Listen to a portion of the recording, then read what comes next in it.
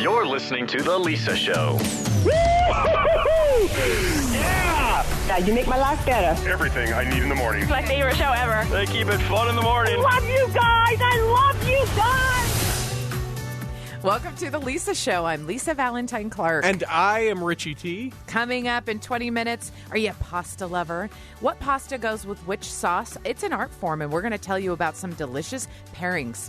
Coming up in your morning buzz, well, no one told me that life was going to be this way. Oh, nice. Good for you. We'll talk more about that coming up in your morning buzz. Fans have been looking forward to this year's baseball season more so than in recent years. And whether you're a diehard fan or not, or just looking for something to do, after a year of social distancing, nothing sounds more fun than going to the ballpark and eating a bowl of cheesy nachos. I know you're there for the cheesy nachos. I'm there for the food. Baseball games, in my mind, have been narrated by the food choices. And you know what? Haven't disappointed me at all. No. But finding affordable tickets, navigating the ballpark, knowing when the best ballpark, time to go is or where the best treats are at each stadium, it can seem overwhelming. So we've invited Timothy Malcolm, baseball writer, editor, and podcaster onto the show to share his tips and tricks for making this baseball season the best one yet, no matter how big of a fan we are. Welcome, Timothy. Thanks for being here. No, thanks for having me. Okay, so what is your biggest tip first on getting tickets for a live game right now? Well, ticket prices have gone up over the past couple of years, and so it's harder and harder to get to a game and do it affordably. I recommend that you try to get to a game. When you get to a game or when you're looking to get to a game, try to go a couple of minutes before first pitch. Try to get to as close to first pitch as possible when buying your tickets, because that's when the prices go down. And there are second and third party sites. StubHub is the most, the most ubiquitous one. That's the one that Major League Baseball partners with. So you can always find a secure deal with StubHub. It might not be the best deal because it's, again, a partner of MLB, so they don't want to lower it too much sometimes. But there are other sites as well, and you might have to do some looking locally. There are some ticket, like third-party sites that actually work locally. So, for instance, Boston has a site called Ace Tickets. If you go through Ace Tickets, it's Boston only. They do a really good job of reselling tickets for really cheap. So find those deals. And closer to first pitch, the better, because people want to get rid of their tickets. Now, another thing I would recommend, one thing I would recommend also is radio stations. Radio stations sometimes have deals locally. So like KMOX in St. Louis, I think for years has done a deal where they do really cheap tickets before a game. So always keep your ear out on that. And it's in all my new book, Baseball Road Trips. That's where you can find all those stuff, all the deals and stuff like that. But always keep your ear out when you're in a locality to see if there's a deal that's around that you might want to take advantage of. Now, some people, when they're planning out their vacations, they're planning out the destination because of the of going to a baseball game. Would you recommend in those instances that people secure a ticket, even if they have to pay a higher price? That way they know that they're going to have a seat in the stadium? I mean, it really depends, right? If you're going to, let's say, Chicago, and you want to go see a Cubs game at Wrigley Field, and the Cubs are okay, they're not great, they're not terrible. You might be okay actually waiting until the day of to get a ticket, and you might get a cheaper ticket because it might not be a sellout, right? And this is like after, the COVID restrictions kind of lift, because COVID restrictions is a different story. You might want to get tickets ahead of time with COVID restrictions because not as many people can get into the park. But when it's a full house and everybody's allowed in, it really depends. Like if you're going to New York and seeing a Yankees game, maybe go before to get a ticket, depending on who's in town.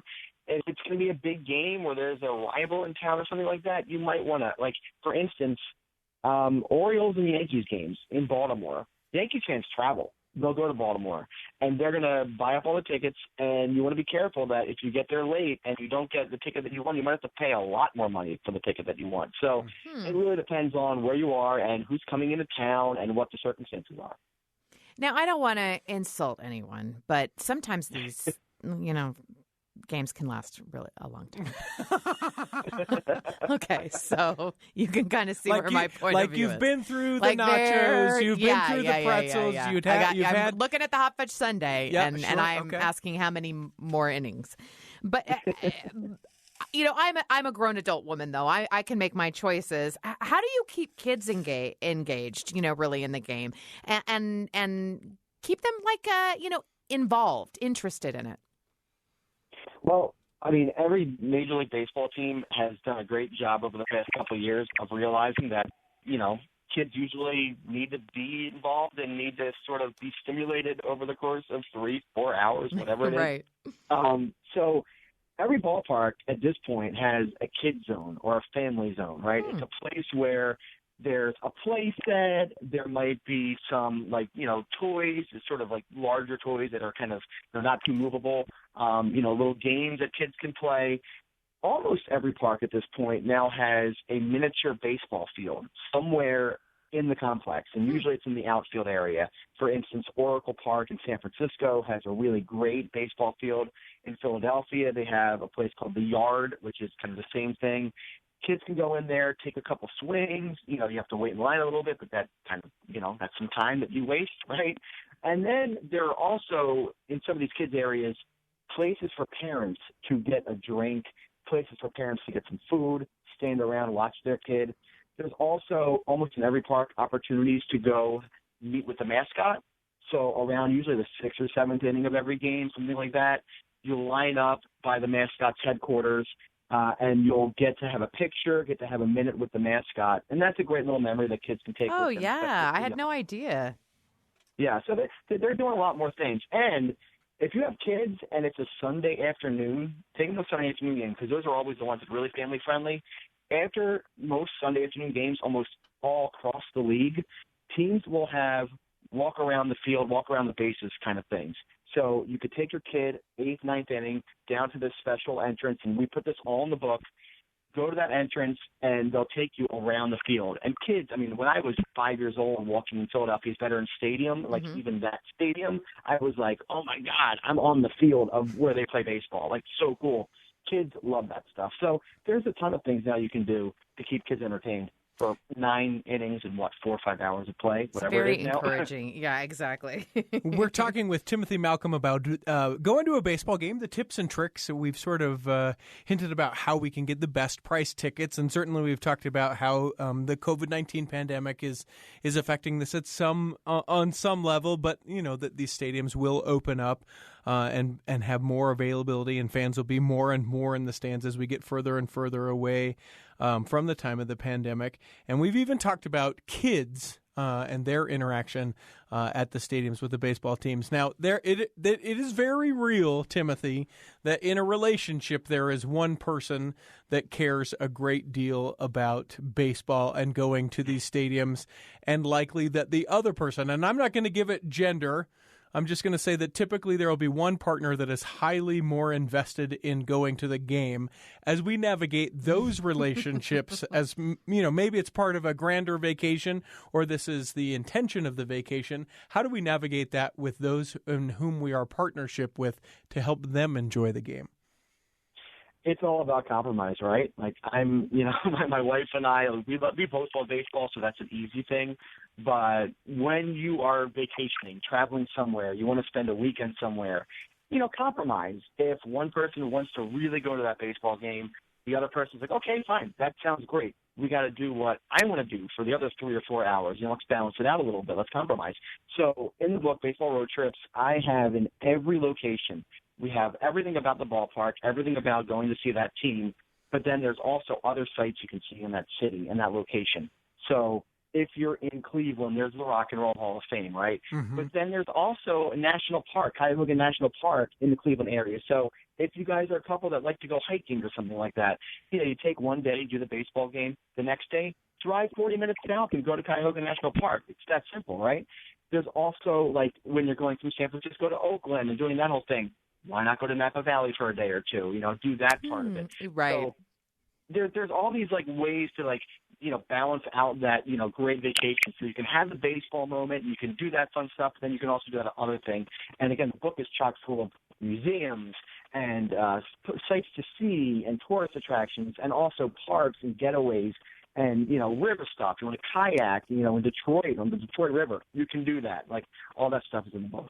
Timothy, I got to tell you a quick story, because you are someone who will appreciate this story.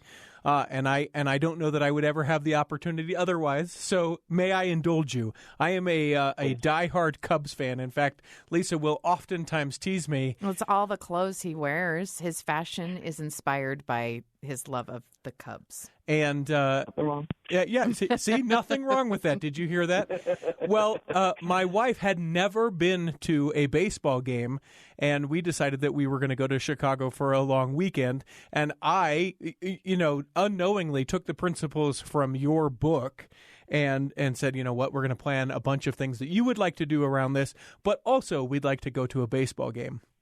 And hedging my bets, I said, you know what we'll do? We're going to get really great seats. I promise to get you all of the treats that you could possibly want, from concession. And we sort of do this. And it's a game with the Chicago Cubs and the Washington Nationals. And I actually just Googled it because it was August 12th, 2018. And it was just a defensive battle, right? The score was like 1-0 for the entire game. A pitching match and really just sort of boring to the point that, we are in the 9th inning and it had only been maybe 2 hours of a game or something like that. And in the bottom of the 9th, as every childhood playground story goes, it's the bottom of the 9th and the Cubs are down and David Bodie steps to the plate and makes a grand slam in this baseball game. And the entire Wrigley Field, which was jam-packed because it's pre-COVID, just goes crazy. The entire town of Chicago just goes crazy collectively all around Clark Street, which is the street right there. For several hours, we just continued to party. And at the end of that night, we get done, and I said, what did you think? And she said, is every baseball game like that? No. No, Timothy. I said yes, and we'll do it again, because now we've got this great book from Timothy Malcolm, our guest. His book is called Baseball Road Trips: The Complete Guide to All of the Ballparks. You can learn more about Tim and his book by going to tsmalcolm.com. Tell people real quick, what's your podcast like? Oh, well, I used to host a podcast at PhilliesNation.com. It's called the Phillies Nation Podcast. So I was a big Phillies fan. I'm still, that'll never leave me. Mm-hmm. But I hosted a podcast about the Phillies, and that went on for a couple of years. But I've been sort of writing about baseball and writing about the Phillies, especially for the past 10, 15 years now. So yeah, it never leaves me.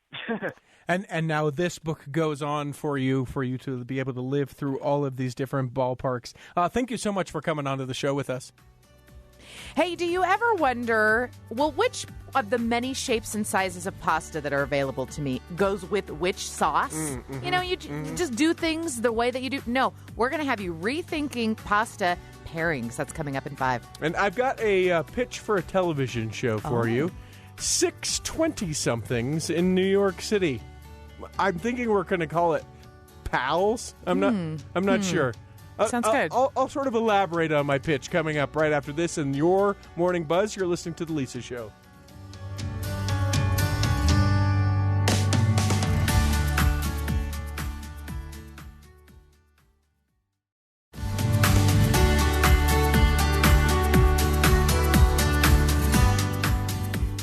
Welcome back to The Lisa Show. Hey, of the many different mental health terms floating around, which one perfectly describes what you're experiencing right now? Well, desperate, is it? No. Actually, that's one of them. Is it? Oh. There are many to choose from. We're going to help you describe how you're feeling. That's coming up in 20 minutes. But first, we've got your Morning Buzz with Richie T. It's 3 things that are trending online right now, things that folks are talking about. If I say to you, Lisa Valentine Clark, ba-da-da-da-da-da-da, Ba-da-da-da-da-da-da. ba-da-da-da-da-da-da, you are so trainable. I love it. I love it. That I'm predictable. That Pavlovian response of anytime you hear music, I couldn't not do it. No, it's like shave and a haircut, and you're like, 2 bits. I could do this all day. Yeah. And then there's I know. today is Dance Like a Chicken Day. So now, if you want to make what do it, you know? if you want to make it the official "Do the Chicken Dance," you can certainly do that. That hit song, the hit dance song from your local Oktoberfest. The chicken dance, but maybe you want to invent something new. Maybe you want to shake a tail feather. Oh, yeah, always. That's a whole different kind of chicken dance. But today, I don't want to brag, but I played a chicken in a play. It wasn't in grade school. It was in college. Yeah, no. Yep. I was a chicken. I would say no. I know. Except that I just want to see a picture. Was real feathers? Do you no, have a it was picture? all acting. Oh, I act. Yeah. You know.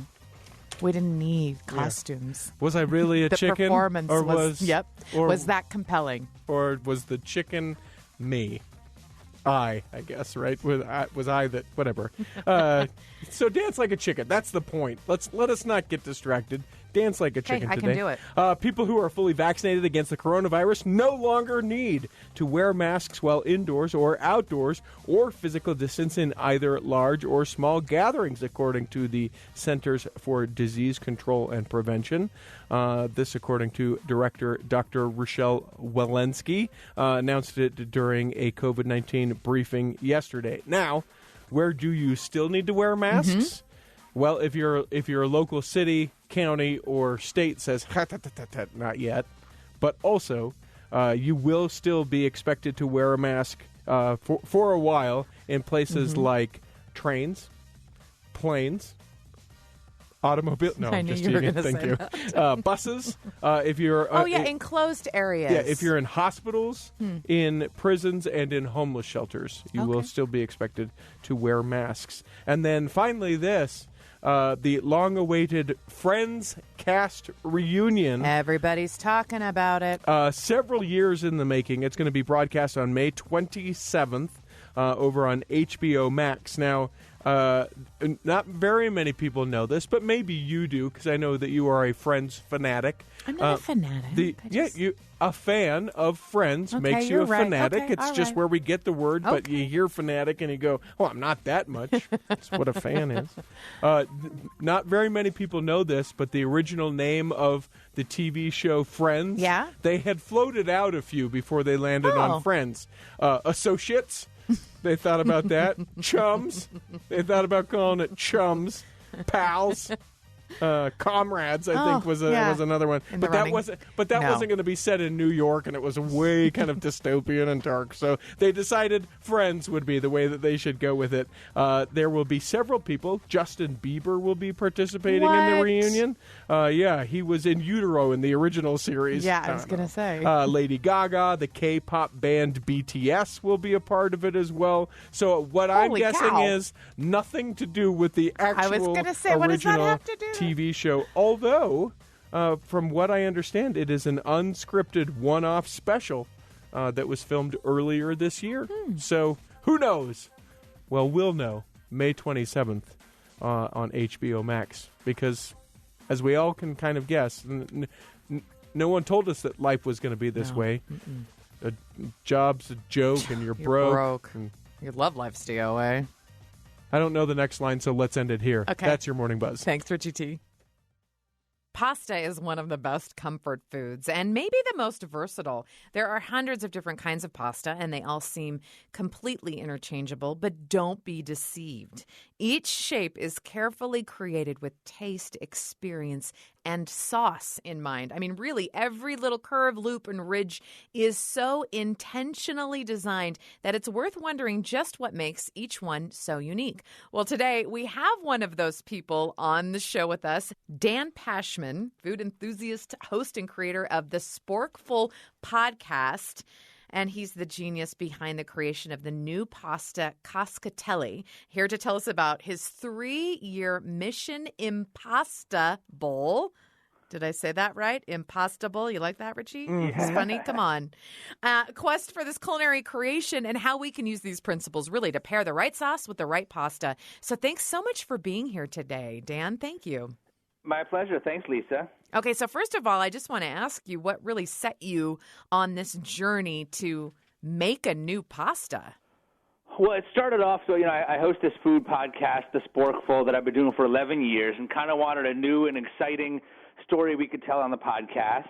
And I thought, what if I were to set out to invent a food, to create some sort of new food product and actually make it real, not just theoretically invent it, but make it real and be able to sell it. And I, messed around with a bunch of different ideas and settled on the idea of creating a pasta shape, because I just feel like there are a lot of shapes out there that have been around for a very long time. Some of them I love. A lot of them I like. I mean, I'll eat any plate of pasta you put in front of me. But, Sure. Oh, good. We're all on the same page then. Right.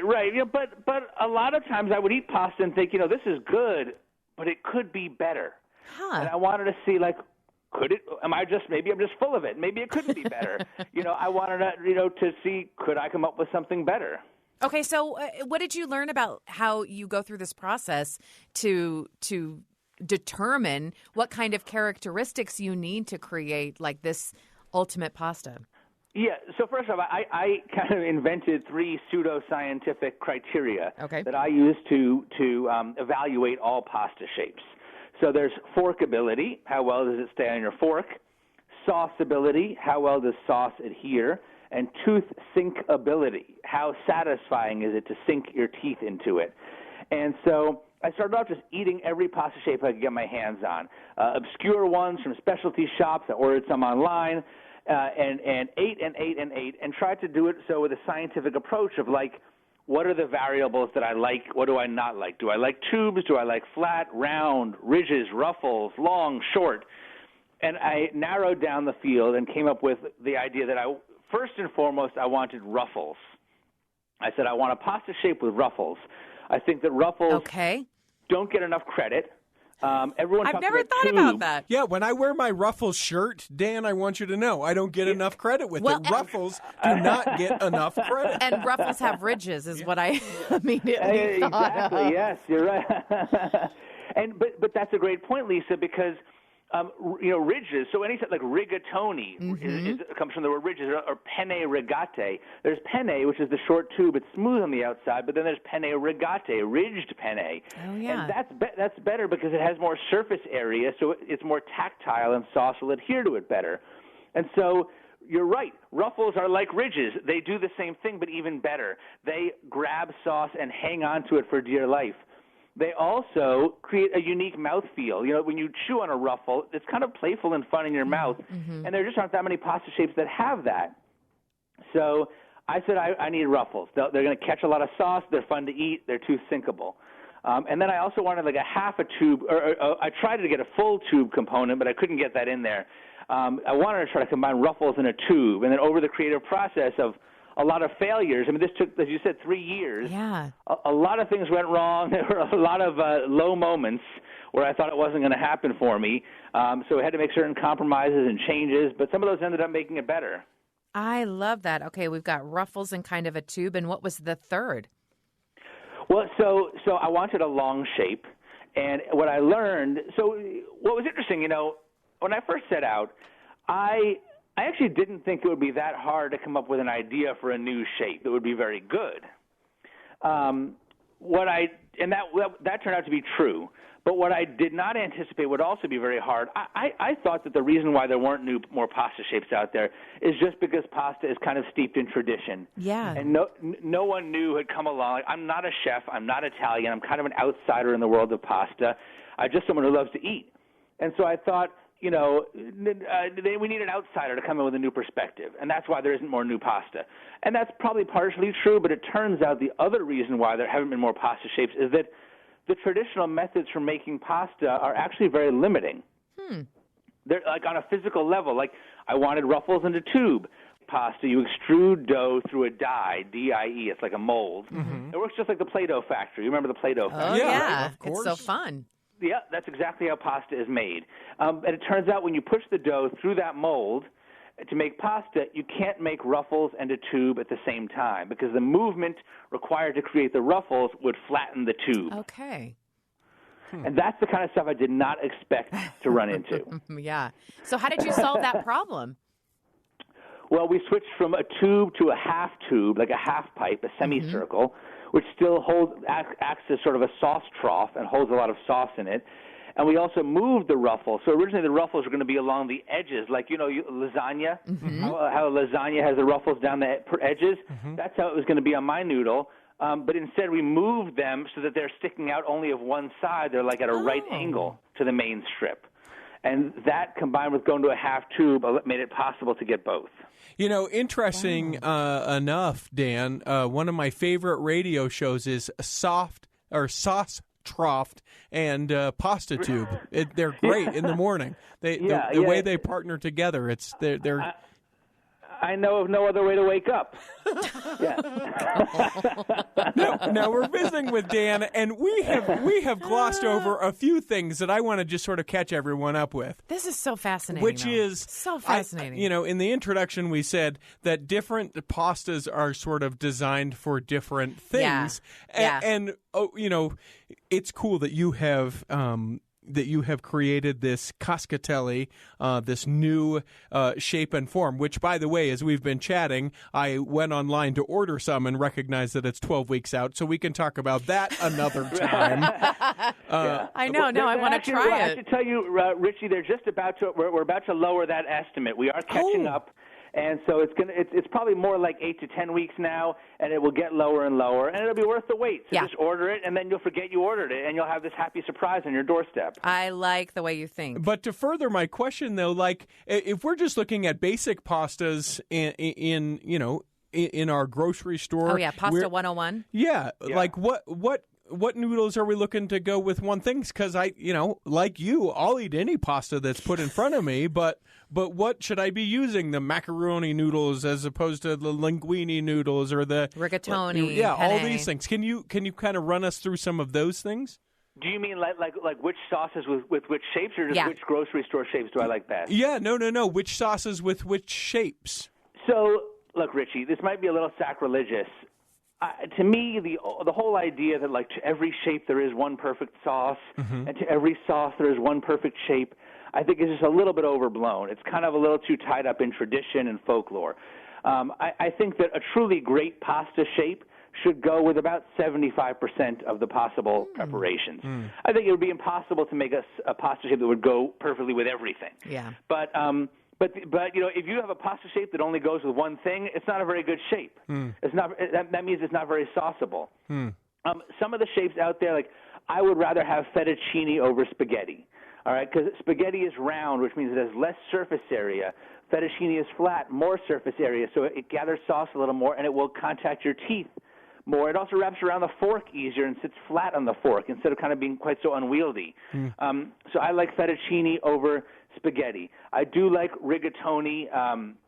Sometimes I think the tubes are too fat, and that creates forkability issues because you will stab them, and then they'll kind of like bounce off. They'll spring right off the fork. Or it's hard to get a manageable mouthful. But if you can get like the right diameter of a rigatoni, that can be very delicious. Yeah. Some slightly less well-known but still fairly common shapes that I love. I love gemelli. That's like two narrow tubes in a twist, like twins. Gemelli is very good. Cavatappi, which means corkscrew. That's like a tube corkscrew that has ridges on the outside. I like a lot that going on. one with cheese sauce. Yes. That's a great mac and cheese shape because the cheese will get in the ridges, it will get in the tube. It gets everywhere. Now, you mentioned that this was sort of sacrilegious to say that 75% should go with any of the sauces. To me, I think it just sounds sacrilegious. All right. I knew you were gonna insert rim shot sound effect. Don't encourage him. I'll be here all week, Dan. Do you have, though, a favorite pasta sauce that you pair with your cascatelli? I'll give you two. Okay. One is my wife, Janie, makes a fantastic mac and cheese using Fontina cheese and smoked Gouda. And you do it mostly in the saucepan. I don't love a baked mac and cheese because I think it dries out. What you want to do is you do it in the saucepan. You mix that pasta with the cheese sauce so it gets all up in the nooks and crannies. But then do lay it out on a baking sheet and cover it with breadcrumbs and then just broil it for a couple of minutes. So it won't dry out, but you'll crisp the breadcrumbs on the top and get them nice and brown, and that adds another texture, which is phenomenal. Oh, that sounds amazing. Then if you want to get a little more flavorful, There's a great cookbook writer and recipe developer named Andrea Nguyen. She did a recipe in the New York Times a while back for mapo tofu spaghetti. It's a very spicy Chinese dish, not typically made with pasta, but she adapted it in a way that's brilliant. It is full of flavor. It's incredibly spicy, but I love it. And it's once you have the ingredients assembled, you can whip it up in 6 minutes. And it's rich and it's creamy, but it's made with silken tofu instead of cream. So it has the texture of cream, but it's actually non-dairy. Wow. Ooh, these are great suggestions. I think it's so interesting, that in the Sporkful podcast where you would, go on this mission, spend all of this time to really find this new kind of pasta and ask the questions, well, why do we do the things that, the way that we do them, and can it be done better? And then you've just solved the problem. And I feel like you said, look, I'm not a chef. I didn't, know that this was a journey that I was going to go on in my life. And so I'm wondering how it's changed your perspective on either how you do your podcast or also on having another project. Does it have you looking around at other food designs that you want to tackle? Certainly there's some ideas in the back of my head. I'm kind of not really at the point where I can think about other projects. It's been really exciting. This is the first time in my life that I've sold an actual product. You guys have a successful radio show. I have a successful podcast. I'm sure you know the feeling. Like you're in a room. It feels like you're kind of talking to yourself half the time. Yeah. You take calls, but then you get feedback from listeners sometimes, and that's very special and meaningful to know you're connecting with people. But now it's this whole new experience that I'm actually selling a food, and people all over the country and all over the world are buying it. And every evening I open up my Instagram and I look at the Instagram stories, and it's people all over the place who are cooking dinner. It's all different recipes and all different sauces all over the place with this pasta shape that I invented. And that's been really nice and very special. It feels like I've been invited over to dinner welcomed into all these people's homes. So it's like a level of connection with my audience that I haven't had before. And, it feels like it's very sort of humbling to feel like you're at dinner with all these people at once. That segues into our last question really well, actually better than I could have ever imagined that it would. We actually want to literally invite you over to dinner. I know. You bring your wife's sauce. You're not invited if you don't bring it, but you are welcome whenever you can. We would love to have you in and be able to hear more about the Mission Impossible. We've been visiting with Dan Pashman, who is the creator of Cascatelli. You can find out more about that. More about his Mission Impossible series and his podcast by going to sporkful.com. Or if you want to get your hands on your own box of Cascatelli, you can go to sfoglini.com. I'll spell it. SFOGLINI.com. Dan, thanks for being on the show with us. Now, do you know the correct term for how you're feeling right now? Well, we're going to help you out to describe what you're feeling with some new mental health terms you might not have heard about. Is it pronounced terror? I'm not sure. A little bit. You're listening to The Lisa Show.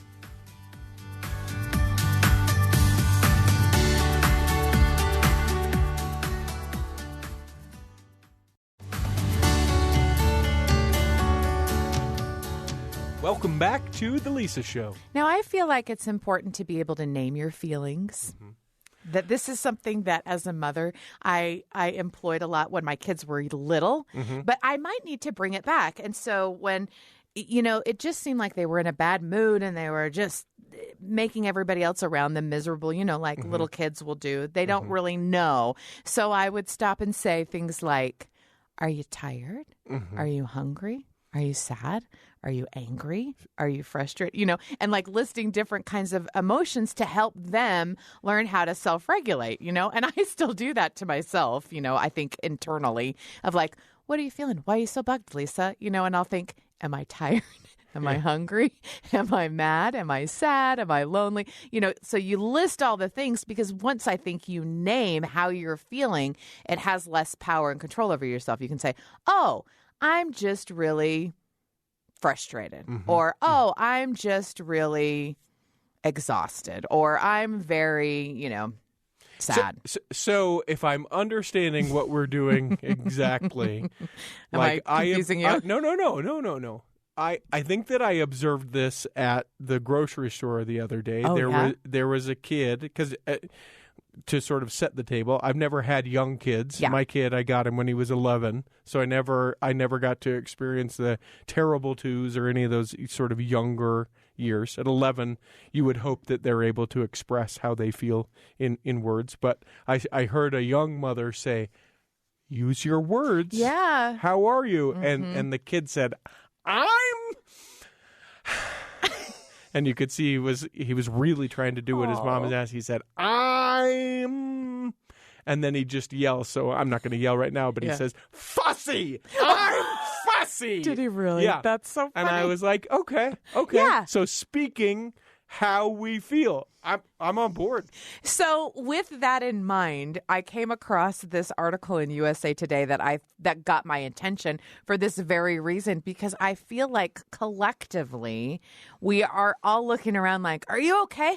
I don't know. Are you okay? And it's a little sort of exasperated and maybe frustrated as we ask each other that. Mm-hmm. And also, I feel confused on how to answer that in an honest way, because a lot of times I'll be in this situation and I haven't seen that person in like months or maybe over a year because of the pandemic and stuff. It's like, hey, how are you? Trying to sum up. Like, how's it been over the last year? And you're just like, how do I even answer that? It just seems like the most impossible question. So when I came across this article in USA Today about different new emotional terms that have come out or that people are talking about and their definitions, it got my attention. Oh, yeah. So you're going to teach us how to use our words as adults and giving us new words to speak to. I love this. And I like it because there's a couple of new terms that have come out of 2020. And why wouldn't there? Because a lot of new words are coming out. Enraged is not a new word. Yeah, it's not new. No.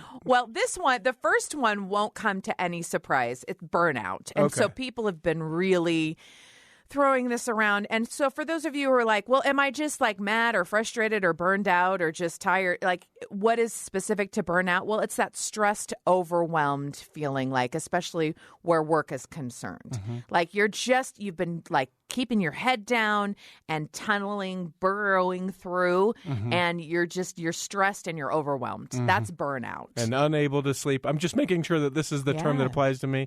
Even though exhausted, unable to sleep. Yeah, because you're and the so terror stressed. and doom of a life that is not, is this, maybe this is not burnout. No, that's so for knowing that you're burned out, then you can start to do something about it, right? Like maybe you need a vacation, maybe you need a mental health day, maybe you need to, turn off your phone for a minute, those kinds of things. And it's different than this next term, which is emotional exhaustion. Now, I think this is interesting because sometimes we say, oh, we're exhausted. But like you said, it might not be physical. So that is I just woke up. How could I possibly be tired, exhausted? But the kids would say, I can't even. Right. And that's emotional exhaustion. It's when it's this sense of overwhelming.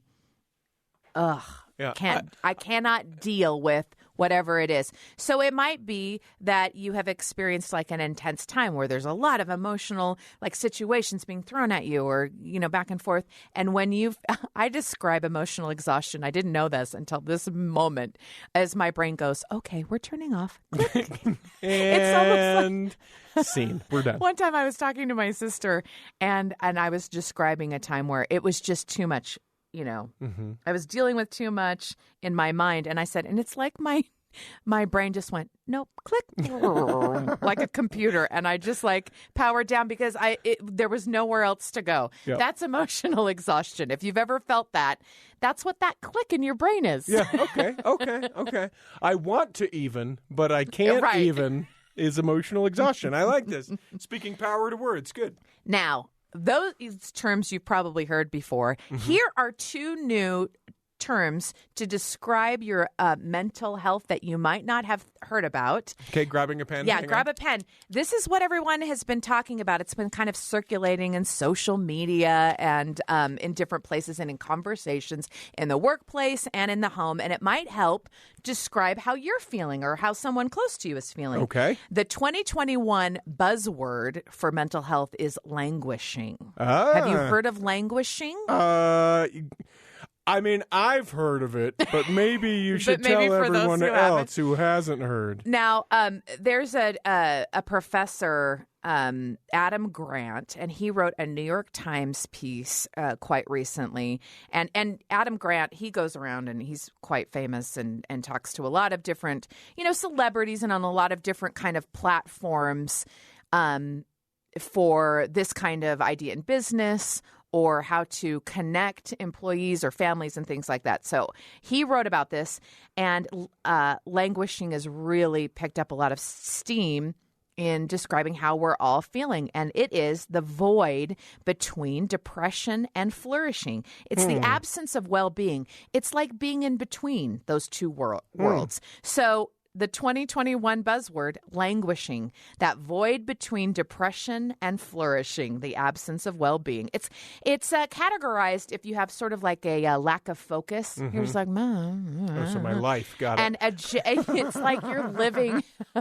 in a general purgatory of mental wellness and illness. You're just stuck in the middle.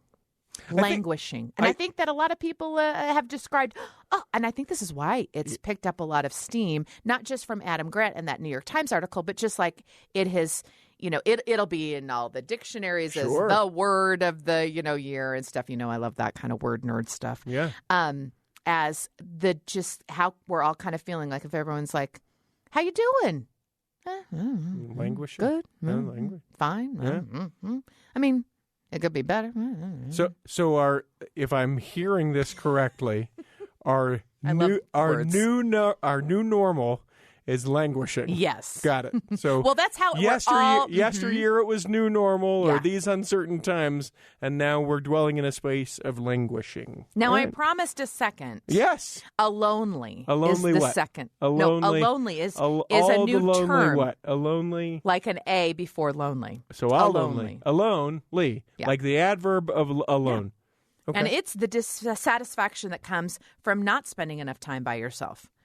So like you could be in a group of people and you're like, oh, and you feel that sort of stress of like, I need to be alone. And I wonder how many people looking forward in 2021 will feel that. I kind of feel the opposite right now. Yeah. Like I feel like I need to be around people. Just need to be around folks finally because you can.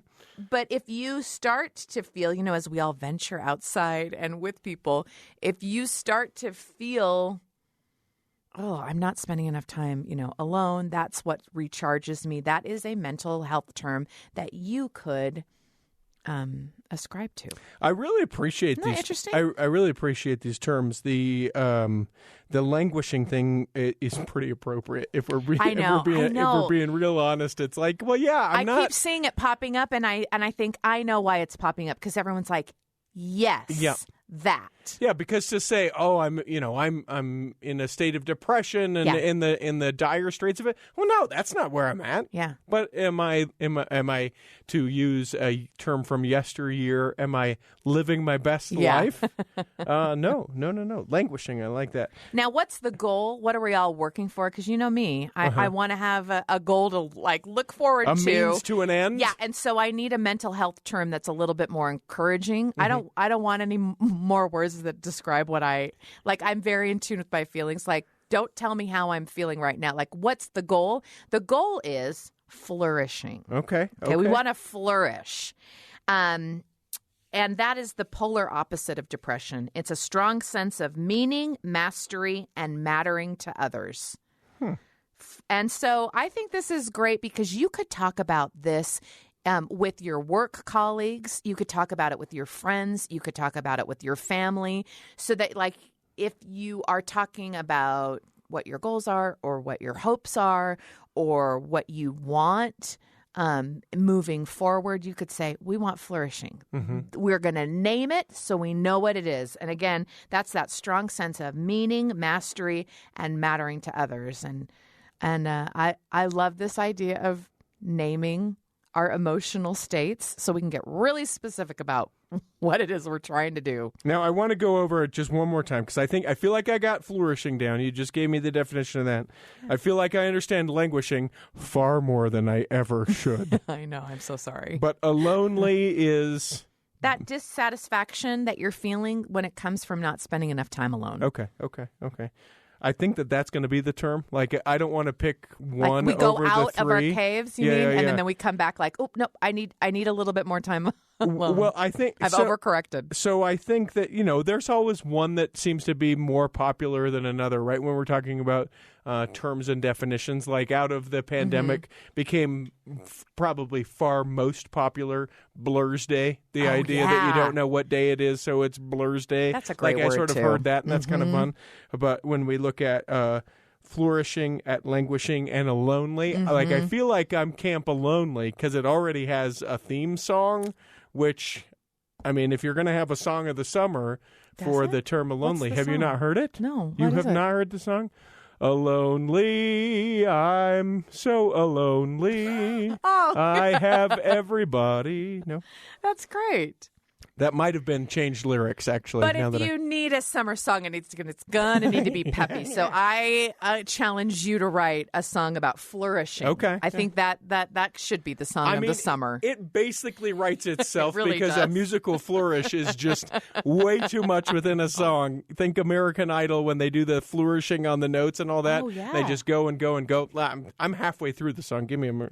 It's really interesting to me, this idea of not only naming your emotions, but like having a common bond with other people when you're like, let me be vulnerable and tell you how I really feel. And then for someone else to say, me too, it really does make you feel less lonely, not lonely, but lonely. and kind of like binds us together. It's interesting looking forward to what kind of art is being created out of this. I think it's interesting when you see TV shows and books and certainly movies come out that are reflective of what everyone collectively is feeling and sort of hits a note to that really echoes that sentiment of the time. It really has that feeling. Sure. And I wonder if we are so overwhelmed about how we've been living, like with languishing and lonely, all that, if we won't even write about it. I wonder if the art that comes out of it will be escapism. Yeah, a distraction from it. A very real, very raw, very authentic question I would like to ask you. When we talk about putting words to our feelings and saying, I feel this, I am this, does it ever scare you personally? So I'm asking you. This is me and you. No one's listening. Don't worry about it. It's just the microphones. Cool. It's just us. Does it ever scare you to put maybe a negative term to how you're feeling? Because I 100% do this. I can remember very vividly a time early in the pandemic where I was sort of telling my wife how I feel, and she's like, I think that you are depressed. And I'm like, no, I'm not depressed. That can't clearly be what it is. It's not depression. And then I was like, I'm doing a little reading, and I'm sort of observing how I'm feeling, and I'm sort of doing a self-regulating check. And I was like, it sure seems like I'm depressed, but for whatever reason, that kind of negative feeling because of how I am, I could not put that word to how I was feeling. I feel the same way. In reading this article and in talking to my friends just over the last year, right, where you get really vulnerable, like you're talking about, like how you doing? Like, really, how are you doing? Yeah. It is. I find myself like right now, like kind of stumbling, like I don't want to say it when it's negative, because it seems like if you say I'm depressed or I'm languishing or whatever it is, that if it has a negative connotation, then it seems like it might emphasize it a little bit more. But I actually feel like the opposite is true and manifests it. So has it been difficult for me to admit, oh, yeah, I'm feeling anxious or I'm feeling depressed over the last year? Absolutely. It's really hard for me to say those words because I feel like, oh, but that's not who I am at my core, or that's not what I want to be, but I'm trying to change it. Right. Like all these qualifying statements I feel like want to come next, but sitting it and naming it, just like talking to the toddler inside of all of us, or like I used to speak to my kids when they were little, naming it actually shines a light to it and makes it less scary, makes it seem less overwhelming. You sort of say it, and acknowledge it, and then you're able to do something about it and say, okay, so what do I need to change either in my personal life? Do I need to see my doctor? Do I need to go talk to somebody? Do I need to go for a run? Do I need to take a nap?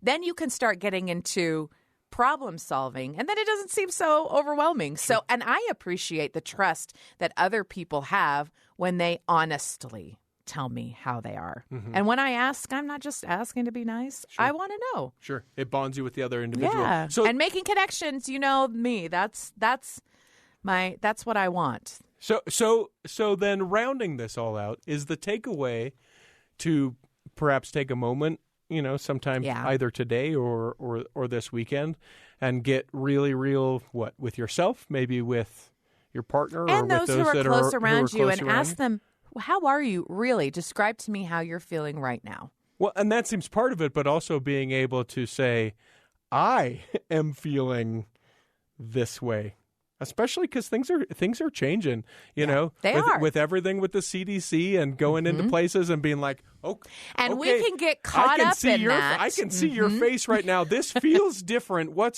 How do I feel about this? Why am I feeling this way? What's going on?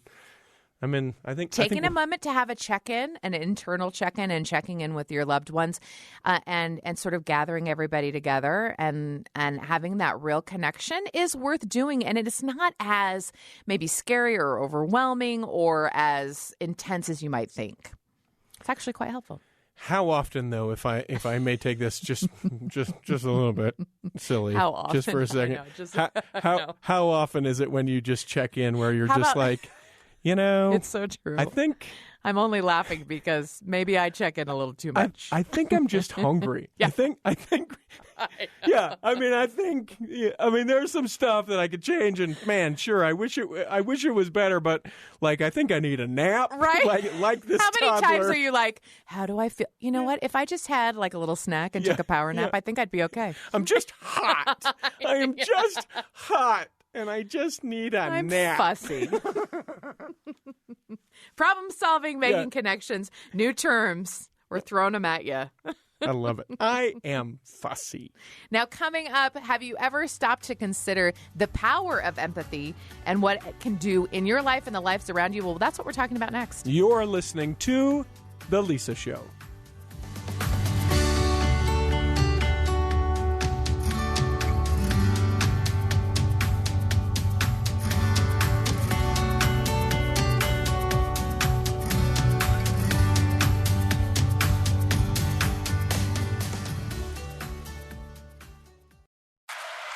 Welcome to The Lisa Show. Hi, this is Lisa. Hey, it's me, Richie T. To do it. You know what's good for you. A bunch of things that I can do for the weekend. Welcome to The Lisa Show. I'm Lisa Valentine Clark. And I am Richie T. Coming up in 20 minutes, want to know the secret to having more self-confidence? Well, we're going to talk about the way to start becoming your most authentic self. And coming up in your Morning Buzz, I'm going to tell you about a movie that you probably have not heard about, but that you're likely going to see. The trailer, trending over on YouTube. That's coming up in your Morning Buzz. Have you been called too sensitive, or maybe you were told to toughen up? Maybe you prefer to take your own car places so you have the option to leave, or maybe you just might be easily overwhelmed by noises and smells. Well, it may just be that you are an empath, an intuitive empath to be exact. But what does that even mean? And why is it important for you to know? Well, psychiatrist Dr. Judith Orloff is a leader in the field of empathetic personalities and is here to discuss with us what being an empath means and how you can get the most out of your natural skill set. Welcome, Dr. Orloff. Thank you very much. Glad to be here. So I felt like a young child trying to explain what an empath was. I know with you being a doctor, you can better say it than I did. Please tell me, what is an empath? Well, I'm a psychiatrist and I'm also an empath. And so what that means is that I combine my traditional medical skills with my empathic skills. And being an empath is somebody who's very sensitive, open, loving, intuitive, connects to nature, but doesn't have the same filters that other people have. So we take on the stress of the world. We're like emotional sponges. And so we take on other people's emotions, other people's physical symptoms, other people's feelings. And so I wrote the Empath Survival Guide in order to teach people how to be sensitive and open and loving, which we all want, but how not to take on the stress of others or the world. And it's a skill set. So I would be curious, and this question, though basic, I really am curious.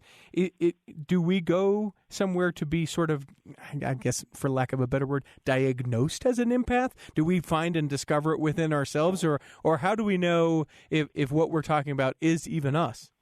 That's a great question. In front of the Empath Survival Guide, there's a 20-question self-assessment test where you could diagnose yourself how much of an empath, fledged empath, you can be a moderate empath, you can be a slight empath. But I'm telling you, as a psychiatrist, it's important to know if you are an empath because there are particular prescriptions in terms of behavioral interventions that can help you tremendously. And traditional medicine misdiagnoses empaths and gives them a lot of medications they don't need. And so it's important. Take the 20-question test in the beginning of the book. The questions include things like, have I been labeled as, quote, overly sensitive all my life, in a derogatory way? Do I take on the stress of other people in my own body? Do I need a lot of alone time or processing time to refuel myself? Am I overwhelmed by noise, smells, or excessive talking?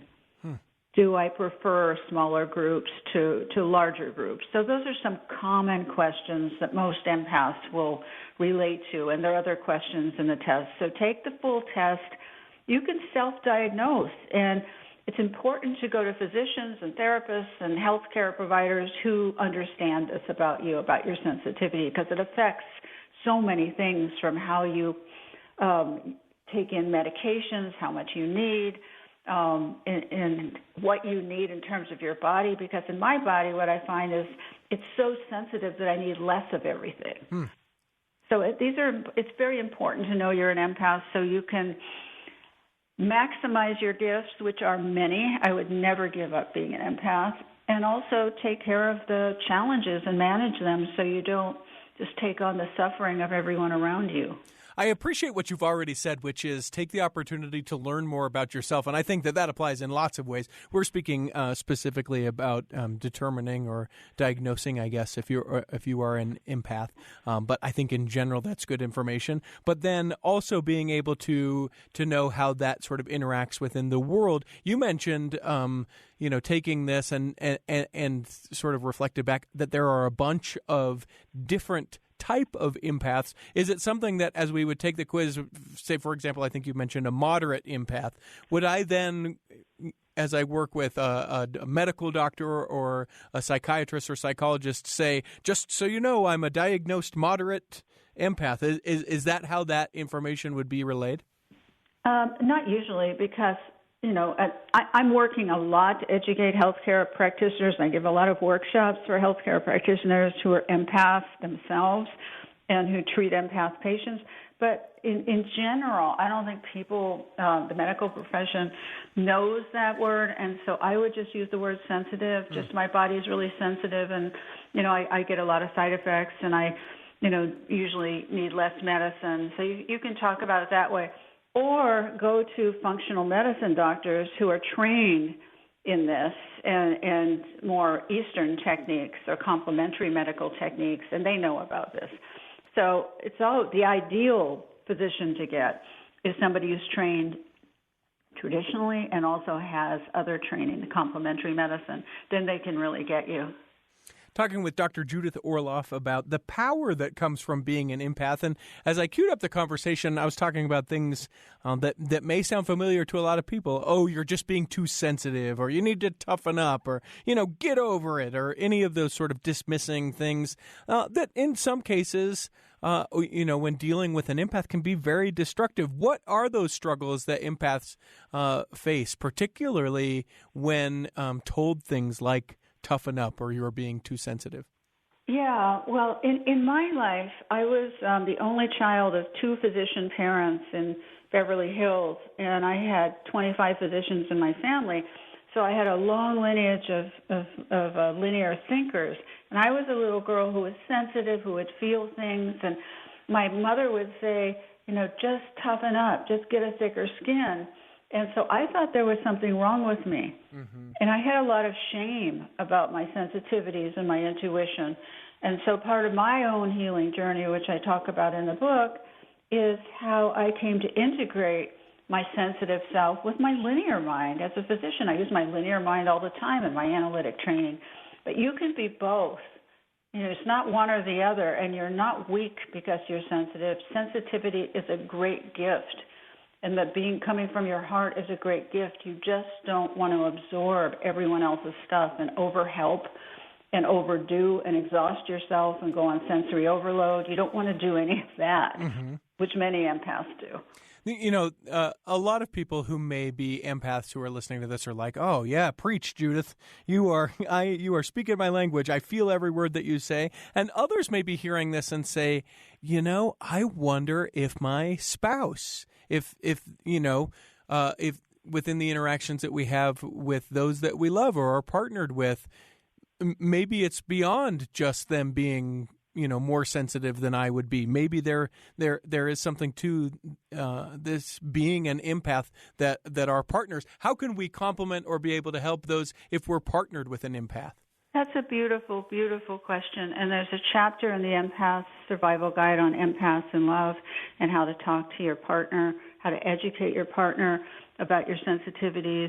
And you basically make them your friend. Let's say your spouse you think might be an empath and he or she is afraid to talk about it. You can say, can you tell me about this? Tell me your experience of the world. What's it like for you? What do you need? How can I help you? How can I help you get your needs met? Oh, you need more alone time? Honey, I'd be honored to give that to you. Just go in the room, close the door, and spend some time by yourself. So all of that is very supportive. As opposed to, why do you need so much alone time? What's wrong with you? Why don't we socialize every minute of every day? Which extroverts sometimes like to do, but empaths need their quiet alone time to process. If I don't process what's gone on in my life, I'm not right. I need that quiet time. My brain does processing during that time. I make sense out of everything. And my creative flow comes from that quiet time. So I can't just go. I'll suffer tremendously, as many empaths will. So empaths need to get to know themselves. They need to deal with any shame they have about their abilities. They need to find kindred spirits. I invite everyone to join my community, and I'm having an online self-care retreat in July that people are more than welcome to come to meet other people who are empaths. The problem is if an empath is isolated and feels like there's something wrong with them, then it can turn into depression or anxiety or chronic fatigue or fibromyalgia. You just beat yourself up in your own head. What's wrong with me? Why aren't I like other people? And that's not a healthy thought process. And you want to be more loving with yourself in terms of getting to know yourself in a new way. I think about the greater understanding of individuals, right? And where I'm a tremendously extroverted person, and my wife actually is an empath, and she just feels everything. And so we have the opportunity to sort of navigate and negotiate this. There are lots of times where she will see things that I will do, and she will just blankly say, I don't understand how you can A, do that, or B, need that, or whatever those things can be. And we have found just taking, what you have said, that opportunity to ask questions and be able to get to know each other has solved a lot of the things where otherwise there could have been a fight. And I think that sort of applies a bigger picture where if we're trying to understand all the people that are within our community, it really is just asking questions and having conversation. It is. It's finding out how someone else with a different neurological makeup processes the world. No, it's as simple as that. It's just loving your partner, finding out what's important to him or her, listening to their experiences of the world, giving them what they need, giving an empath permission to say, I'm feeling on overload. I need to be alone now, and I love you. It's not that I don't love you. I'm not pushing you away. I just need to decompress. And if you give your partner permission to say that and for you to say, thank you for sharing that with me, by all means, you can have this, it makes for a beautiful relationship. We only have a couple minutes left, and I queued this very beginning up with the power of being an empath. And we've sort of talked about, different things that you may need to negotiate in relationships, and certainly talked about the shame or, some of those guilt things that an empath might feel until they understand, that which they are. But my question would then be, what is the powerful thing of being an empath? The many, many wonderful, mysterious, magical powers of being an empath. Intuition, being able to read people, being able to sense energy and what people give off, having a strong connection to nature and all of life. And there's such things as animal empaths, people who have a deep communion with the animals and, have primary relationships with animals a lot of the time because they're so connected. Plant empaths who have connection to the wild green growing things in the forests, in the waters, and intuitive empaths. Intuitive empaths have a very strong intuition, and it's listening to the inner wisdom inside and not being swayed by other people's opinions and being able to see deeper into things. I mean, certainly as a psychiatrist, I use my empath skills, to listen in a different way. I listen with my intuition, so I get additional information about my patients by listening with my intuition as well as my linear mind. So I incorporate both, and it is such a plus for me, and it's so fun and enjoyable to be able to work that way as a therapist. It's just barely scratching the surface on something that I think is just fascinating, helpful as we learn more about all the individuals that would make up our community, and really valuable information that you've shared with us. I want to hit up a couple things as we sort of wrap this out. First of all, Dr. Judith Orloff is a certified psychiatrist, author of 2 books, The Empath's Survival Guide and Thriving as an Empath, 365 Days of Self-Care of Sensitive People. You can follow Dr. Orloff on social media at Judith Orloff MD, and your website is drjudithorloff.com. In just briefly, in sort of closing here, you mentioned a retreat where people might be able to join you and be able to learn from you in sort of a tighter knit setting. Yes. Where would they get that information?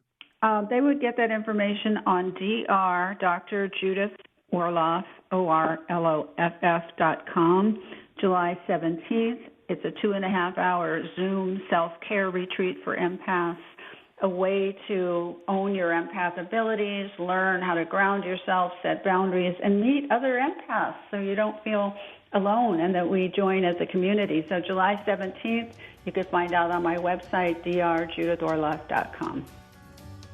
Have you ever wondered how you can get a little bit more personal swagger? Well, that's coming up next in 6 minutes. Yeah, but what if I don't need it, huh? Yeah, well, you should listen. all right. And Ryan Reynolds, Samuel L. Jackson, and Salma Hayek together in a movie. Oh. I'll tell you what that movie is and why it's trending over on YouTube. That's coming up right after this. You're listening to The Lisa Show.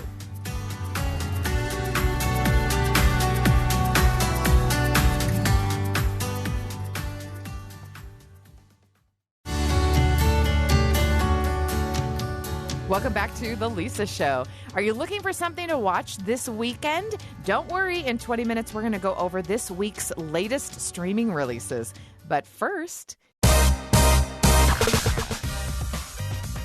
it's time for your Morning Buzz with Richie T. That's right. It's 3 things that are trending online right now. Things that folks are talking about. Things that people are saying, well, isn't that an interesting thing that's occurred? Well, for example, we've all heard about the Colonial Pipeline by now. This is what's causing people to put gasoline in Rubbermaid containers, which I saw that and I was control. like, guys, no, that's not how, that will never, Nope. You're going to try and, okay. Averaging over $3 a gallon. Yeah. The Colonial Pipeline paid nearly $5 million to Eastern European hackers this past Friday, contradicting reports earlier this week that the company had no intention of paying an extortion fee and likely empowering hackers to do this again. $5 million. I wish that everybody could see Lisa in the studio right now. She just made a fist and went, hackers! Well, it's not fair. No. And it's bad. It isn't. And yes. mean Yep. and all the things. By very virtue of the word hacker, I do not think of a good person, just looking out for other folks. However, a good person might observe this holiday, the Stars and Stripes Forever Day. That's today. Oh, I didn't know that. The song, The Stars and Stripes Forever? Yeah. You could listen to a version by the United States Marine Band or a 1909 recording by John Philip Sousa's band. Okay. You could read the lyrics to the march. Did you know that there are lyrics? I didn't. It's this song's about stars and stripes. I don't think that's correct or accurate. There are more lyrics than that. I don't have them all memorized. Okay, cool. You could join a community band. That's a great way to be able to celebrate that today. You'd have to practice a whole lot today if you're going to get it done before the end of the day. But we you can believe listen in you. to other John Philip Sousa marches, the El Capitan, the Pathfinder of Panama, Hands Across the Seas, Solid Men to the Front, the High School Cadets, or you can learn more about the John Philip Sousa Foundation. Yeah. We could make a really great marching playlist. Yeah, and you know what you could do? You want something to eat? You could make a Stars and Stripe cake and make it one of those Texas sheet cakes that are just ginormous, and then it could be Stars and Stripes Forever. I like it. I'm That's a really great way to celebrate. And then finally this, The Hitman's Wife's Bodyguard is the name of this movie. It's crazy Samuel L. Jackson. It's Ryan Reynolds and Salma Hayek. And what happens is Ryan Reynolds, he doesn't want to be a bodyguard anymore, but Samuel L. Jackson and Salma Hayek get him to be a bodyguard again. And he just doesn't want to do it. It's like every action bodyguard film except with Ryan Reynolds, and he doesn't want to be doing it. That's funny. It looks real great. The trailer is trending online right now. Over on YouTube, you can check it out. And that is your Morning Buzz. Thanks, Richie T. Do you ever wonder why some people are magnetic? I was just born this way, Lisa. I don't wonder. I was just born this way. It seems like everything they do or say radiates confidence and control. They're the kind of people that everyone describes when they talk about, a great leader or, a great friend. The kind of people who seem to always know who they are and where they're headed in life. But what's their secret? How can you become just as confident in your own skin as they are? Well, one author and developmental coach, Leslie M., argues that it's their swagger that draws people to them. Not like the show-off, arrogant swagger, but the kind that comes from knowledge of knowing who they truly are and their ability to always hold to it. Well, Leslie M. is joining us today to tell us more about swagger and how we can each develop it. Welcome, Leslie. Hey, Lisa, thanks so much for having me. Let's bring the swagger to the world. I love it. Okay, so what is swagger? I've heard it described in a lot of different ways. Yeah, I mean, you said it in the intro. We're not talking about that false front, fake it till you make it, arrogant, peacocky kind of thing. That is bad swagger, old swagger. We don't want to do that. Okay, not arrogant or cocky. Okay. No, absolutely not. The way that I have redefined swagger is the ability to manifest who you really are and hold on to it in the face of all of that psychological crap that's going to come for it, regardless of the situation or environment. So it means you got one face, one truth, one heart, and you show up with it correct, no matter what the situation is, no matter how challenging it is, and no matter how difficult it might be. It's just who you are. And so does that have anything to do with fake it till you make it? Well, let me tell you about this. Fake it till you make it is the worst advice that you can give someone, and it's the worst advice you can take. Because the problem with fake it till you make it is the thing that you're trying to fake is confidence.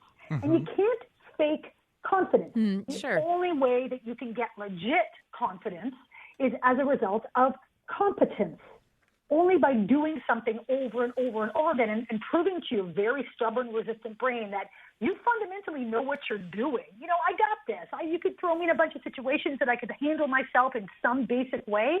That's the only way you're going to achieve real confidence. And if you're busy faking it, the problem is that the message you're sending to everybody is, oh, I already got this. I'm all over it. I know everything. And now you limit your ability to actually ask for help so that you can develop the competence that is going to lead to legit confidence. Because if you ask for help, people think that you're a liar now. Because wait a second, didn't 5 minutes ago you were telling me you got this, no problem, I'm all over it. So the smart money is on having a combination of hustle and humility and being able to go to the people who you recognize are further along in their journey, because that's all they are. They're not better or smarter than you. They're just further along in their journey, and say to them, hello, incredibly smart, experienced person. I think you're awesome. I think you're amazing. Might I be so humble as to sit at your feet and catch some of the wisdom that falls out of your mouth? And when you position it like that, everybody goes, hell to the yeah, because why wouldn't I want to help someone who recognizes my abilities? And then if you're super duper smart, once that person has helped to fill you up and make you better, you turn around to everybody else and you say, let me tell you about this amazing person who helped me to be better and smarter and more competent, because now you're validating your own competence, plus you're celebrating them. And it just increases your circle of possibilities. Well, that's an interesting take on how you sort of move forward. And maybe that's what some people mean when they say fake it till you make it. I like your words, hustle and humility, though. I think that's a fun way to think about it, because for those who are continually learning or trying new things, they're not always going to be competent right from the get-go. So what is your sort of take on how you should have that kind of swagger while you're accumulating a new skill? The message is to turn to self-belief, because it's very different than confidence. Self-belief is that feeling, that unshakable, unquakeable, unerring feeling that you can take a step off the side of the cliff and you are not going to fall to your death. You know, it's going, a lot of things can happen. It could be an adventure. It's kind of like bungee jumping, anything could happen, but you're not going to hit the ground. And one of the big secrets that I've discovered is when you are standing at the edge of the cliff, and that manifests however life presents stuff to you. It can be taking a risk, stepping into a new challenge, going out of your comfort zone. It all is going to feel super uncomfortable and scary because your brain wants you to keep doing things the way that you've always done them. So you got to resist that feeling. And when you're standing on the edge of the cliff, if you look down, you're going to see the drop.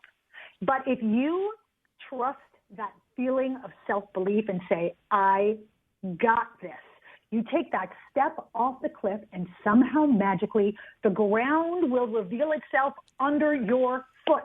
And then you go, oh my God, I'm doing it. And you take another step and the ground reveals itself under your foot. But if you look down, you're still going to see error because the ground is only revealing itself as you have the courage to take each step. So you know what the secret is? Don't look down. I've seen this Indiana Jones, this very Indiana Jones of which you speak, where you take the faith and step into the path. We're visiting with Leslie M., talking about swagger. We've sort of redefined the term, or maybe defined it for those that have heard it for the first time. Now, you've written a whole book, and it's called Swagger, appropriately. One thing that I really love about when we have the chance to talk to authors, it seems that they've had their own journey with whatever the topic that they have chosen to write about. And so I would be curious if you would be willing to take a minute and share with us a little of your adventure as you've found the swagger in your life, or maybe the lack of swagger. Oh, yeah. Do not think that I was born like this. I did not wake up like this. like for everyone, it's a lifelong journey. The one advantage that I had when I was little is I had amazing parents, and my mother in particular, who from the moment I came into this world as like this crazy, precocious, hyper-energetic, creative, wild child who was, sitting up in the crib at like 4 months and climbing on top of the refrigerator when I was like 8 months. So I was a lot of person. But my mother kept saying to me over and over and over again that I had to show up as exactly who I was from the jump. She said, you will find your people. You cannot make yourself smaller because people are not big enough to accept your bigness. And while that was a great message to have, it didn't mean that I wasn't going to get a lot of pushback from the world. I got a lot of messaging growing up that I should somehow make myself smaller or make myself quieter or make myself less smart. And especially as a woman, you get all of those messages. And I was not having it. So I was too much for a lot of people. And I had to accept that. And is it painful? Yeah, it is. But let me tell you, the advantages that came with that and the opportunities that were presented to me, because whenever I would get an opportunity, I would be all in 100%. I would not have the accreditation on paper. I would not have the resume, and I would walk and talk myself into the opportunity. And as a result, I've had this crazy magical series of careers for which I was infinitely unqualified, each and every one of them.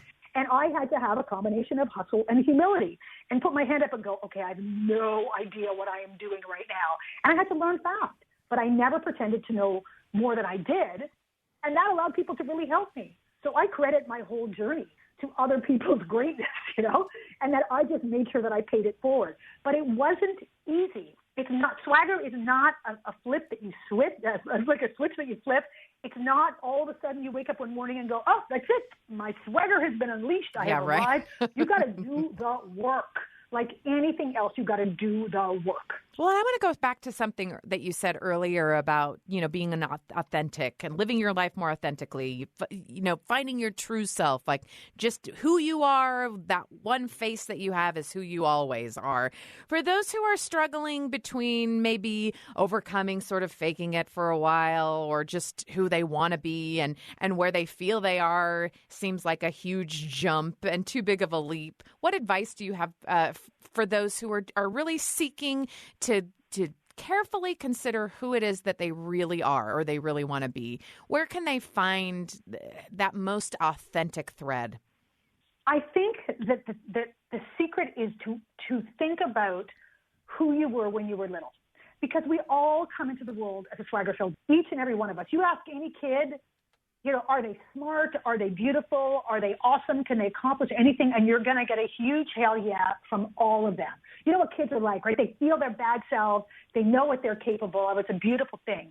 And then life has a way of sort of inexorably taking its toll on you. It takes little notches out of you, and it beats the heck out of your self-esteem and your sense of self and your dreams that you have. And after a while, with school, with what your parents say to you, with relationships, with your first job, with your teachers, you wake up one morning and you go, what happened to me? Who am I? I remember when I was filled with dreams and aspirations and that feeling that I could take over the world. And now I just feel beat down. So what you need to do is really take a look at where is your swagger getting stuck, because otherwise it's too overwhelming. You've got to break it down systematically and ask yourself, Is it insecurity? Is it this negative tape that keeps playing over and over in my head, telling me I'm not good enough?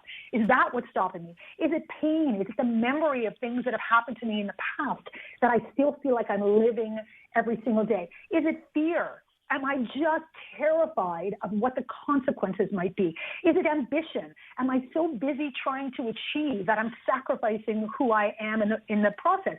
Is it persona? Am I trying too hard to get validation from other people, and so I'm trying to assimilate into their idea of what's acceptable? It's got to be somewhere in that. You know, those are the 5 swagger blockers. And it may be a combination of those things. One may be more prominent than the other. So break it down, identify which one is getting in your way, and start to do the work just on that little piece. Take it step by step so it's manageable. Otherwise, it's so overwhelming, we get paralyzed. And one of the important things that I wanted to do with this book is because I come from a training background, you know, I own a training company. I didn't want this book to just be great stories and a lot of inspiration and a lot of you go girl. That was not my jam. I wanted it to be super practical, pragmatic, doable, and achievable. So there's countless exercises in the book that will literally hold your hand through the process of breaking down each blocker so you can unleash everything you are and truly become everything that you want. So it sounds to me almost like it's a little bit of a put in the work book. Oh, yes, beautiful. It really, really is, because you've got anything you want to achieve in this world takes work. So why would swagger be any different? You know, I have time for one more question, and I'd love just to ask you from a bird's eye view, from whether it's a company or in a family or just for you personally, why is it important that everyone even have swagger?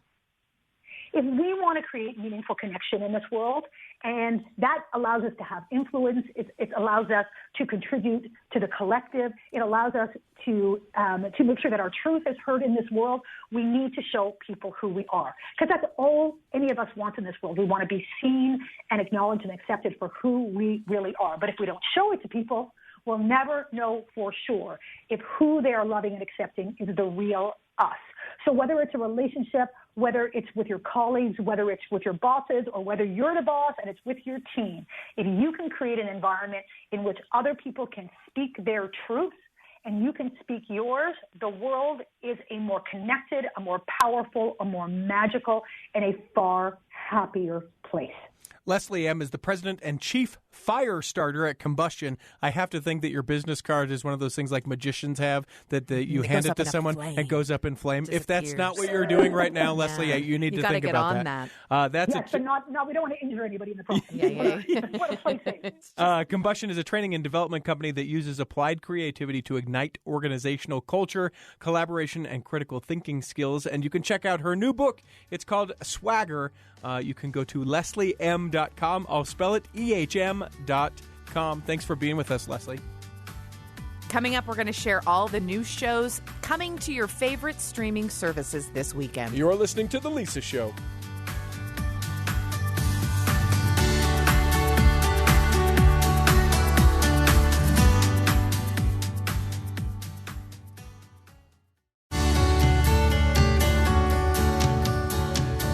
Welcome back to The Lisa Show. You know, it feels like we just get to a weekend, then we get through the weekend, then we come back, and it's just the weekend again. I know, but we want to be ready, and we have to be ready. So many weekends. That's what I feel like. In fact, I don't even recognize that we have a week. It's just weekend after weekend after weekend. Don't you feel like? It feels like weeks are flying by. Maybe not. Yeah, I think time is going by quicker. Because things are happening. I always feel like that when the weather warms up. Mm-hmm. It seems like time moves a little bit more quickly. Being in lockdown, certainly we were trying to make the days seem a little bit different and make the weekend feel a little bit special. Now I feel like life is just unfolding so that it naturally does. And to everyone who is like, no, Richie, it feels like the weeks drag on, then the weekends couldn't get here soon enough. I apologize, but we have something for you. We call it our weekend review. We give you a bunch of streaming options for the weekend, eating options, reading options, and then we share a little bit about what we're doing. We do it every week here on The Lisa Show at this time to maybe sort of whet your palate for give the you some weekend. ideas. If you're always looking for inspiration, we've got some. Let's just dive right into it with our streaming releases over on Netflix. Angelina Ballerina, seasons 5 to 6. That animated kids series is out. The adventures and ballet recitals of Angelina Mouseling. I can't tell you how long I've waited because they got seasons 1 through 4, and now to have seasons 5 and 6 available. Seriously, I don't know that there's going to be another recital. Sure enough, there is. Also, Selena, the series. This is season 2. It's the concluding second half of the series on Selena. You remember the Tejano singer Selena who was killed. It's 20 plus years ago now, which just seems like forever ago in some ways. It's the concluding second half of the series on Selena. The Tejano singer talks about how her dreams come true. Her family makes life-changing choices on the singer's journey to success. A tragedy, obviously, as her life was taken much too short. And Jungle Beat, the movie, a homesick alien crash lands a spaceship near the colorful African jungle. His new animal friends need to get him back to his ship and teach him life lessons before his space conqueror father can take over the planet. Again, that's over at Netflix. Over on Hulu, Skyfall. I knew you were going to do that. It's a 2012 James Bond film where many of M16's agents are exposed, and M seeks to relocate the agency with Bond's help, meeting an old enemy in the process. Also, a perfect ending over on Hulu. Rebecca has a very unusual secret, one that not even her best friends know about. The last person on Earth she expects to reveal it to is a high-priced escort named Paris. How about MLK FBI, based on newly declassified files? Sam Pollard's 2020 film explores the U.S. government's surveillance and harassment of Martin Luther King Jr. And Robot and Frank. In the near future, an ex-jewel thief receives a gift from his son, a robot butler programmed to look after him.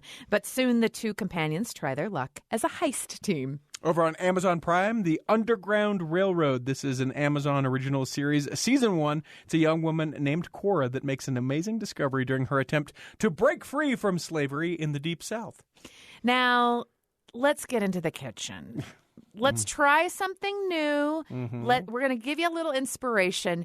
Maybe this is the weekend where you try, a little bit something maybe more extensive, right? Yes. Okay, now one of the best dishes to welcome summer is penne with asparagus and cherry tomatoes. Oh, yeah. This pasta dish is going to please everybody. It's really easy to whip up, and this is something that you could really, ease on into summer with. Well, and I like this too because if you think about your cherry tomato plants likely are not producing cherry tomatoes yet. You get the recipe right with your grocery store cherry tomatoes so that when you get those fresh ones you don't mess it up. You've already done a dry run of this whole thing. Nice side for your summer dishes. How about a peach caprese salad? Never heard of this. It's fresh and filling. The peaches add a sweet touch to this traditional Italian dish. So without having looked, what I think it would be is peaches along with what? Your tomatoes and then your or basil. You got the basil and the but instead of the tomatoes, it would be peaches. Instead of the tomatoes or in addition? I would think instead of. Oh, I like that. Yeah. With a fresh mozzarella, that might be actually, a little fresh basil. Right? In there. Okay, I'll listen. I'm going to have to figure that one out. And summer cookouts are just right around the corner. So whether you're hosting a small backyard barbecue or a big end of the summer party, you might be looking for a good salad recipe, just as an addition to. I think sometimes the grilling options get all of the attention. Don't forget the side dishes. So you could try a delicious black bean and corn salad, perfect for dipping tortilla chips in. It's a perfect side dish. We call it cowboy caviar in my house.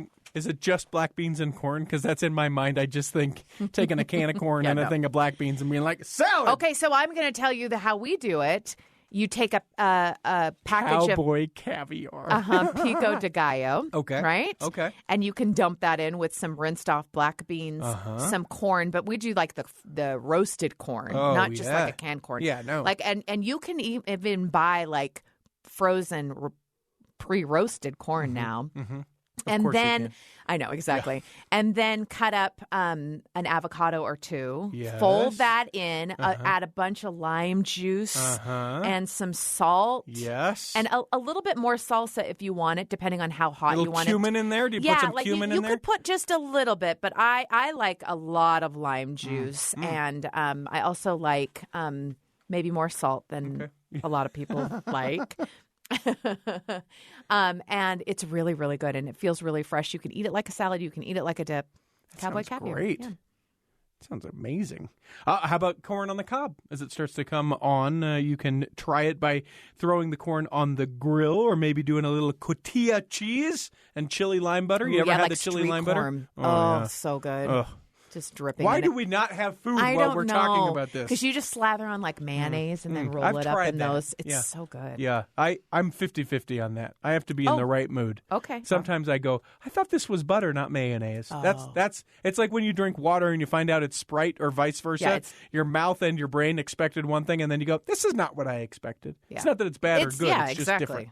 And nothing screams summer more than fresh strawberries. And so you could rinse up a bunch of strawberries, slice them up, and try out a strawberry shortcake or strawberry shortcake bites. You can do it the biscuit way with a little bit of sweetness, or the angel food cake, kind of way, or kind of a mashup of the two. It's the quintessential, to me, summer sort of dessert. I know. Yeah. It is.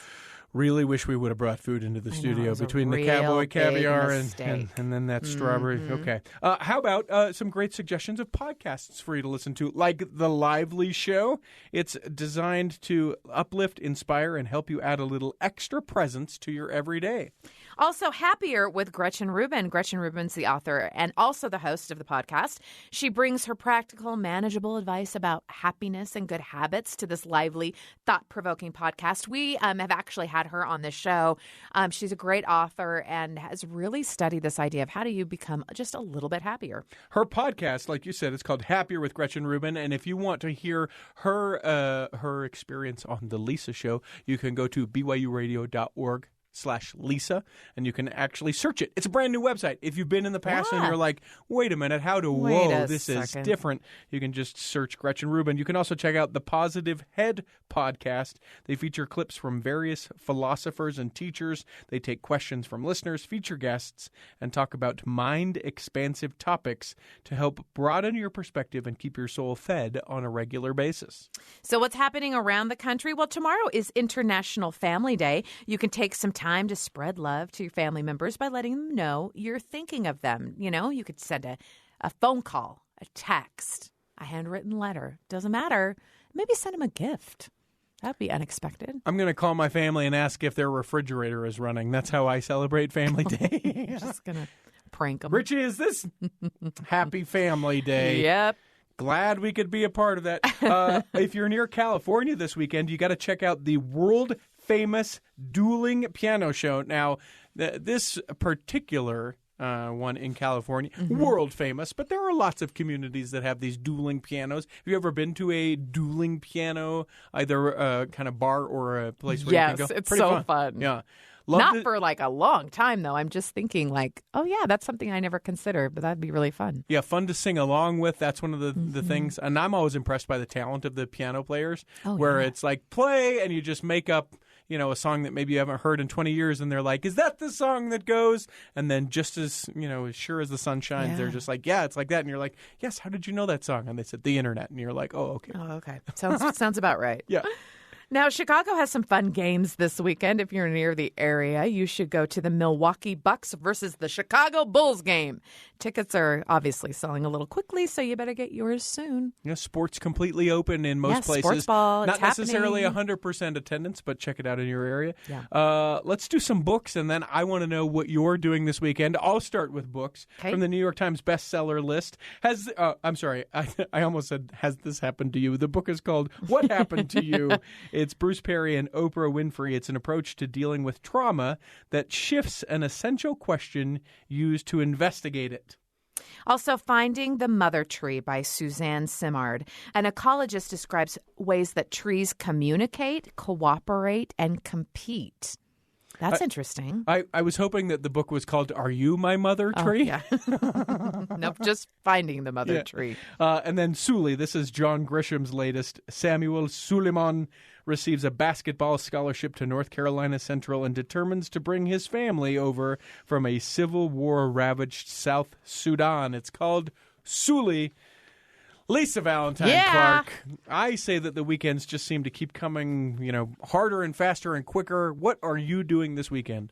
Well, so I don't know if I've shared this, but I am training for a half marathon. Oh. And so I have a really long run this weekend. Yeah? When we say really long. 10 miles. Ooh. And I have not run 10 miles for years and years and years. Yeah. Consecutively, And so I'm like trying to psych myself up for it because every time I run, I think, why do I do this? I put on the shoes, put on the clothes.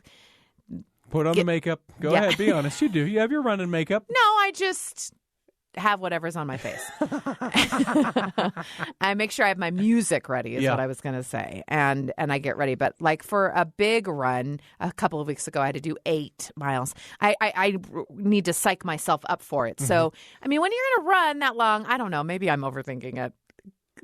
Would sound like me. I was gonna let that one. You have to make sure that you sleep right the night before. You wake up, that you eat the right things, and you have pre-fuel is what they call it. Pre-fuel, and then if I run longer than an hour, which this will obviously take me, I have to eat while I'm running and drink while I'm running, which adds another layer to it. Hot dog? What are we having? No, gross. Butter stick? No, just doing those goos. Okay. I'm probably going to do a goo or a chew. Sure. That has a little caffeine, a little just simple carbs just to keep me going. Yeah.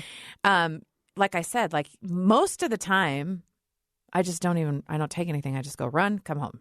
Not a big deal. But when it's that long, you're like, no, you need to do that. So I'm just overthinking my long run. That's what I'm doing this weekend. Just dwelling on it. Then I move to dread. And then I talk to myself for the first 2 miles of why do you do that? No, do it. Just keep doing it. It won't always feel this hard. Just keep going. And then after about 2 miles, then I'm like, oh yeah, remember running? Oh yeah. Yeah. And then you get to mile 9 and you're like, come on. Is this you watch get to accurate? mile 7 and you go, oh, well, are we done? We can be done. We should be done. Nobody should run this long. Why are we doing this? But then you're like, well, you're so close, and also it'll take you longer if you walk, so you might as well just run and finish it. When people talk about running, I always think about there's a scene in Back to the Future 3, because all things are either Chicago Cubs or Back to the Future as far as I go. There's a scene where he has tennis shoes on, and in Back to the Future 3, he's in the past. Oh, yeah. And they're talking about how people run for fun, and one of the people in the bar goes, run for fun? What the heck kind of fun is that? And it's so funny because it's true. Other pro tip for the running, if you don't have the goose, maybe you didn't make it to the store or whatever, and you want to be able to nourish yourself while you run, Jelly Bellies. Oh, my sister likes to use Jelly those. Bellies, Get your favorite flavor. She likes Bitter Honeys, which I don't like. Yeah. I thought you were going to say a Ziploc baggie full of Hershey's syrup. Yeah. But I'm not doing that.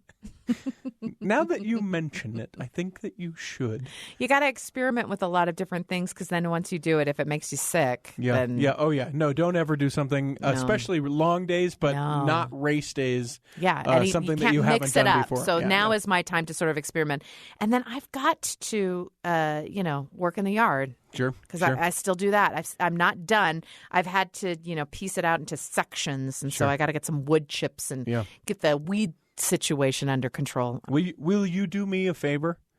I'm going to ask you to blindly commit to this favor. No, you ask me to blindly commit to things, and my answer is always the same. Well, I will never blindly commit to anything. There are 2 parts to this. There's always 2 parts. And I just need you to commit to both of them.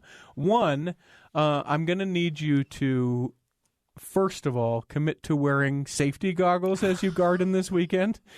And then second, thanks for bringing that up. And then second, I would love it if you would take a picture and share it on our social media for the show about the results of extreme gardening at the Clark household if you don't wear safety goggles. I may have poked myself in the eye last weekend gardening, which is so embarrassing. I literally put my eyeball into a branch, and it hurt. And then it's bloody. So gross. So you're not going to share a picture? No, okay.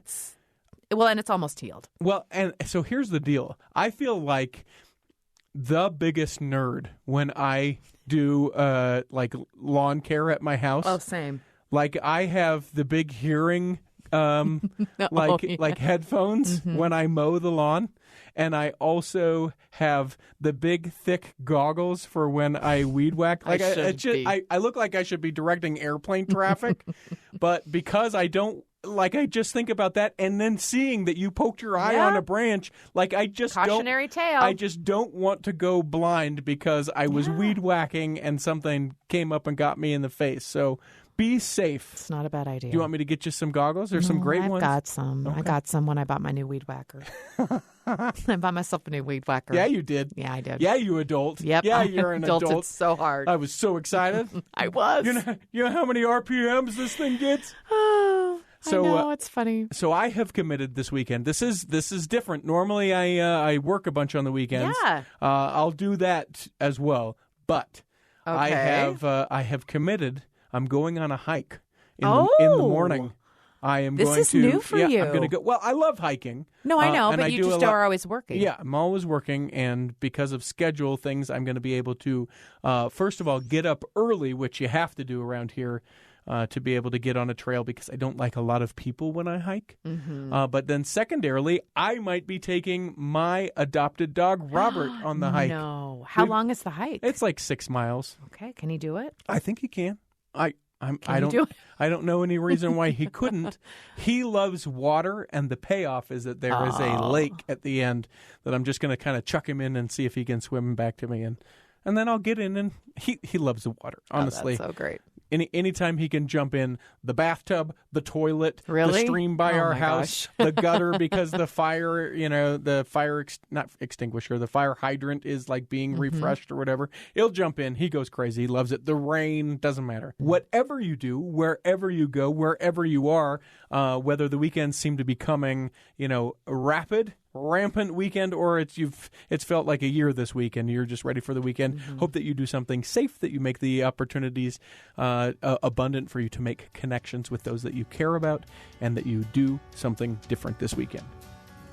The Lisa Show is a production of BYU Radio. You can find everything you need on our BYU Radio app, where you can listen on demand. Perhaps you're listening on demand right now. You may, in fact, even be listening on podcast right now. Find The Lisa Show wherever you get podcasts. And then it's like on-demand listening wherever, whenever, and if you click the subscribe button, you could have literally every waking second of The Lisa Show available for you.